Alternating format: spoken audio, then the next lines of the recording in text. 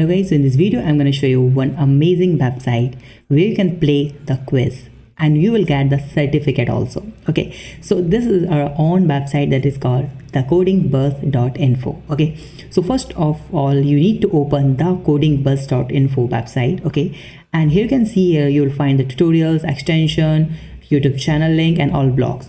Now let's play the quiz here. As you can see here, there is an option of play quiz. So we need to click on this menu like this, and as you can see there are a lot of languages and platform where you can play the quiz like Python quiz, MIT quiz, Flutter quiz, Java quiz, Ruby, React. There are a lot of. Let's play the React quiz. Okay, and I'll show you how you can get the certificate. So let's click on the play button like this, and as you can see you will find the 10 question. So let's play this 10 question. Once you answer the all 10 questions right, then you will have the certificate. So let's see how this will work. So first question is, so as you can see here your score is 10. Now you need to just put your name, it's not compulsory, and then location is like I'm from Delhi, and request a certificate.